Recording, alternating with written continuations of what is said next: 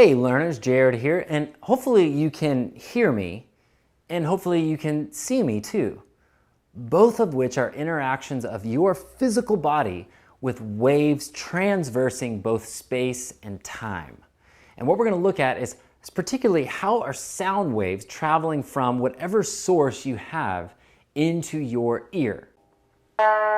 Now, sound waves are just that. They're just waves propagating through space. And any wave that has to travel through space has to have some sort of medium to travel through. More often than not, sound is traveling through air to get to your ear. So whenever I pluck this string, that vibrating string in turn vibrates the air. And that vibrating air travels into my ear canal. And then that vibrating air in the ear canal vibrates the eardrum, which causes a chain of events in order for my brain to get an electrical signal that says sound. So if there weren't sound in this room and I pluck the guitar, there would be nothing to carry that wave. There would be nothing for the string to vibrate against. So the string would vibrate and you could see it vibrating, but you wouldn't be able to hear it. Now, sound is a spherical wavefront.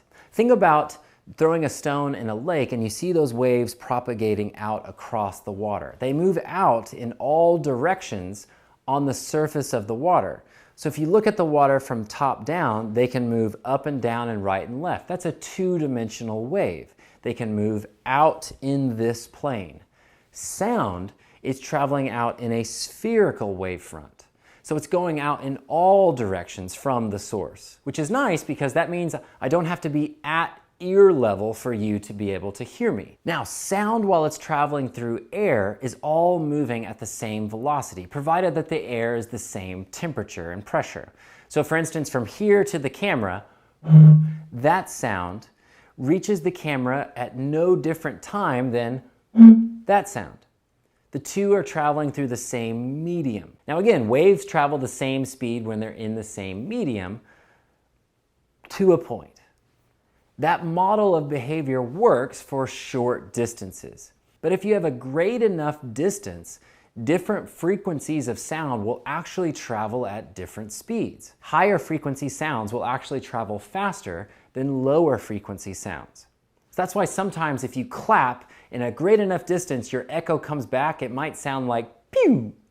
That higher frequency sound of your clap, which is made up of various frequencies, those frequencies will start to separate over a long enough distance. Skunk Bear has a great video demonstrating this with rocks and ice. It's very cool, you should go check it out. Now, the different sound waves, the different notes that you hear are determined by the frequency of that sound wave. Higher notes will have higher frequencies, lower notes will have lower frequencies.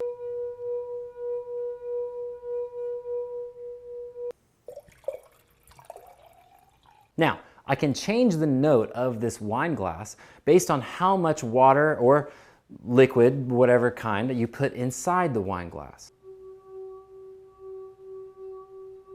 More liquid is giving me a lower note or a lower frequency. If you think about it though, the glass is now more massive and the vibrating glass is what's generating the note. The glass vibrates, which vibrates the air, which vibrates the eardrum, yada, yada, yada. The more mass you have, the more inertia that glass is going to have and the slower it is going to oscillate. The slower the oscillation, the lower the note.